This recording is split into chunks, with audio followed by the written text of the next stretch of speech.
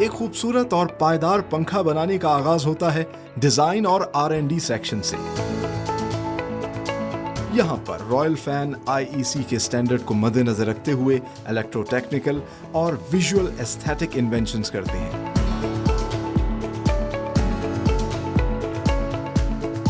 अगले मरहले में अप्रूव्ड सैंपल को मैस प्रोडक्शन के लिए भेज दिया जाता है। सबसे पहले पंखे में इस्तेमाल होने वाली कॉपर वायर तैयार की जाती है। यहाँ कॉपर प्लांट में रॉ मटेरियल को ड्राइंग मशीन पर डालकर कॉपर वायर की शक्ल दी जाती है।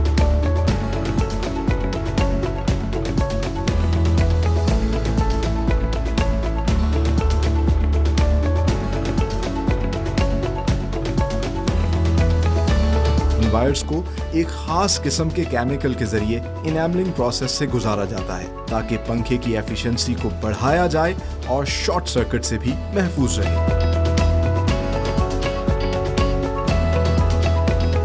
ऑटो स्टैंपिंग प्रेस यूनिट में पंखे की मोटर का अंदरूनी हिस्सा तैयार किया जाता है जिसे पंखे का दिल भी कहा जाता है। इसके लिए खास किस्म की इलेक्ट्रिकल शीट्स इस्तेमाल होती हैं जिन्हें ऑटो स्टैंपिंग मशीन पर रखकर स्टेटर और रोटर्स तैयार किए जाते हैं।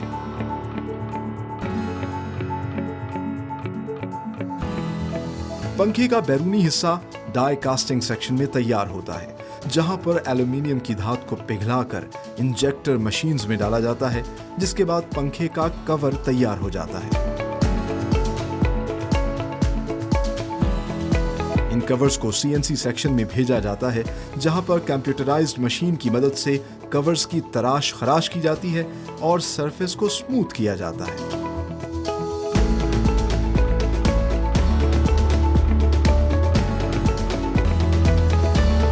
यहां से इन कवर्स को पाउडर कोटिंग सेक्शन में भेजा जाता है जहां पर स्प्रे गन के जरिए पाउडर कोटिंग की जाती है।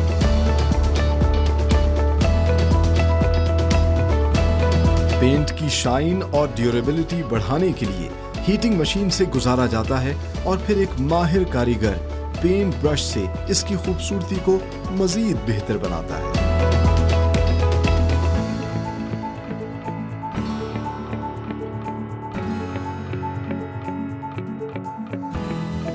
ब्लेड सेक्शन में पंखे के पर तैयार किए जाते हैं जिसमें एल्यूमिनियम की पहले से काटी हुई शीट्स को मशीन के जरिए कर्व दिया जाता है और फिर स्क्रू शैफ्ट लगाए जाते हैं।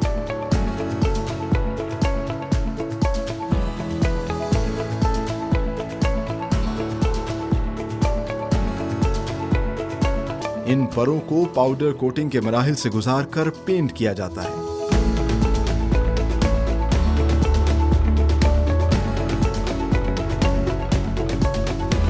तैयारशुदा परों का लेवल और बैलेंस चेक किया जाता है और क्वालिटी चेक के बाद इन परों को पैक कर दिया जाता है।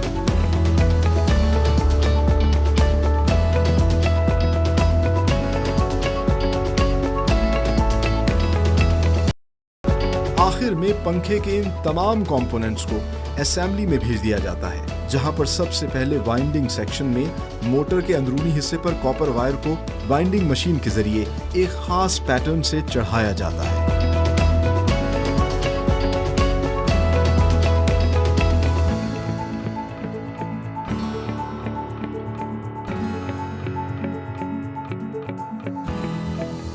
यहां से इन्हें असेंबली कन्वेयर बेल्ट पर लोड किया जाता है और पंखे की मोटर पर इलेक्ट्रिक शाफ्ट फिट की जाती है और बेरिंग फिक्स किए जाते हैं। मोटर को आउटर कवर में निहायत नफासत से बंद किया जाता है। तैयारशुदा पंखे को कन्वेयर बेल्ट के जरिए ही टेस्टिंग सेक्शन में भेज दिया जाता है।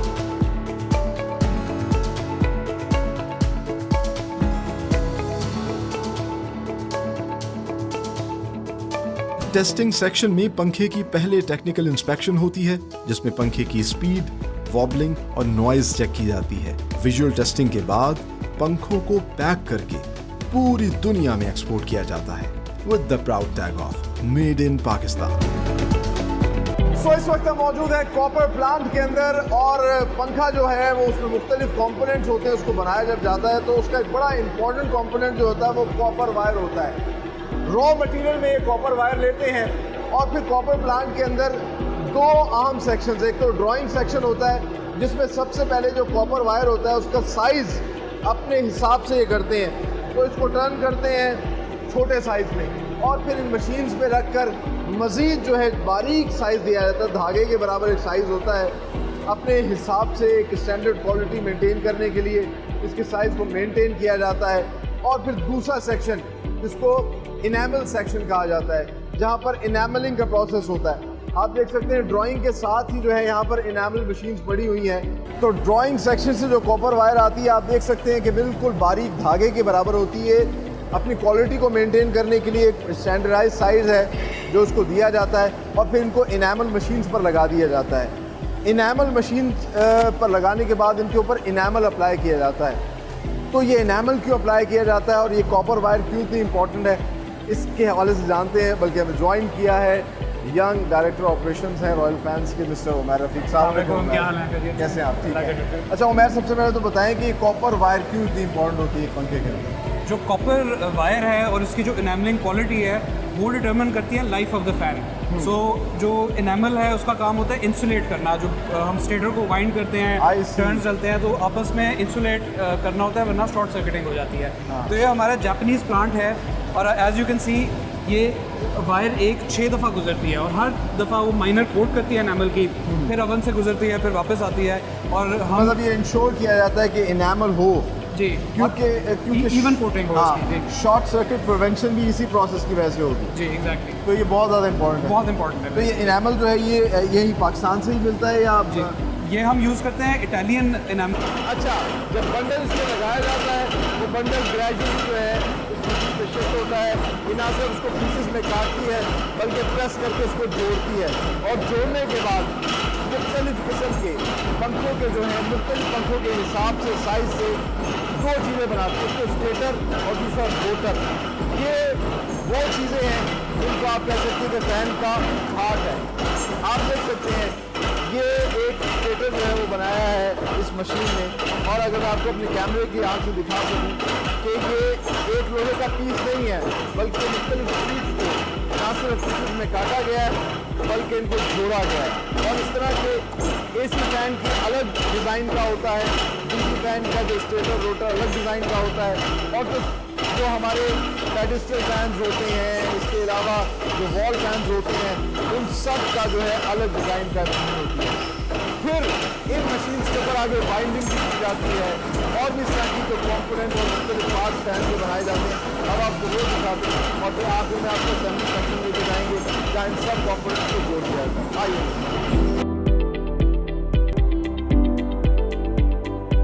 सो इस वक्त हम मौजूद हैं डाई कास्ट सेक्शन के अंदर, जहाँ पर ये डाइयाँ बनाई जाती हैं। इसके लिए रॉ मटेरियल का एल्यूमिनियम मॉडल के पंखे के हिसाब से उसकी डाई को कंप्यूटराइज तरीके से इस मशीन में फिट करते हैं और फिर आप देख सकते हैं कि इसकी ये प्रोडक्ट जो है ये बाहर आ जाती है।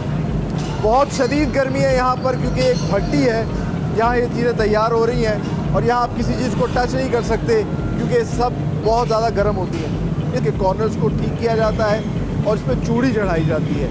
आपको वो प्रोसेस दिखाते हैं और फिर आपको ले चलते हैं पाउडर कोटिंग सेक्शन में जहाँ पर इसको पेंट किया जाता है।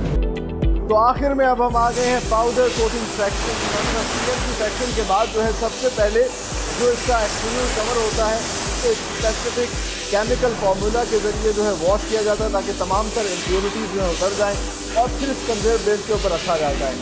यहाँ पर एक स्प्रे गन के ज़रिए जो है इस पर पाउडर कोट होता है और साथ ही साथ इन्होंने एक साइक्लोन भी लगाया हुआ है ताकि जितना भी डस्ट हो रहा है वो सक कर ले, वर्कर को जो है इसका नुकसान ना हो।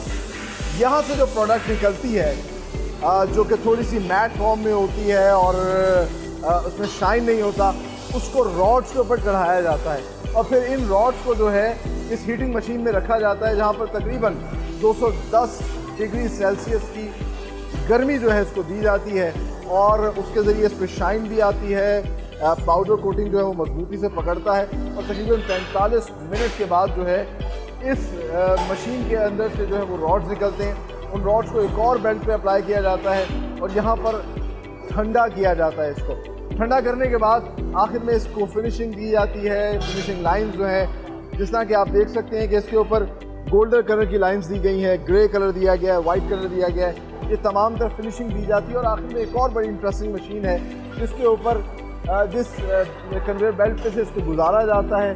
और अहम कंपोनेंट पंखे के पर जिससे हवा आती है, उसके लिए ये जो है एलुमिनियम की पहले से कटी हुई शीट्स रहते हैं और इन शीट्स को सबसे पहले एक मशीन के ज़रिए जो है कर्व दिया जाता है, जो इनके डिज़ाइन और R&D डिपार्टमेंट से ये आ जाता है।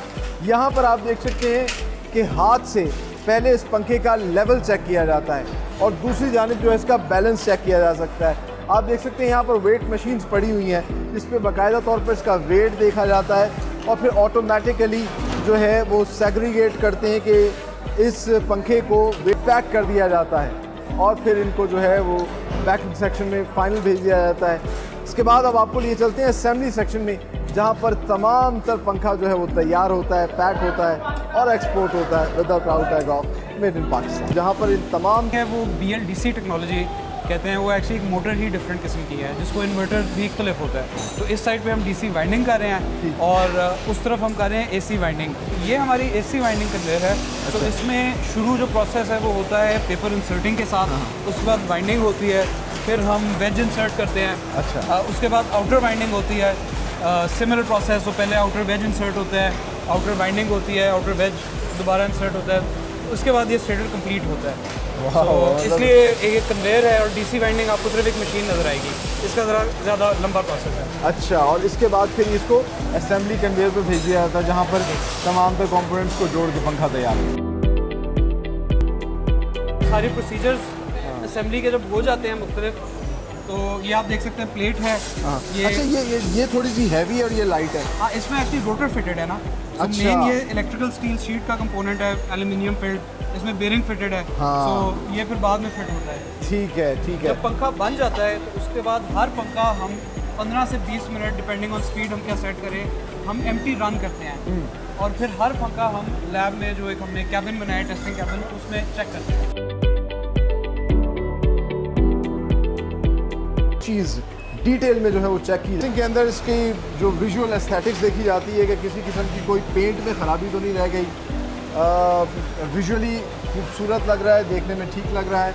और अश्योर करने के बाद जो है इस पंखे को फिर पैक किया जाता है, इसके ऊपर जो इसका कप होता है प्लास्टिक का वो चढ़ाया जाता है और फिर इसको पैकिंग सेक्शन में भेज दिया जाता है जहाँ products and sale Pakistani product.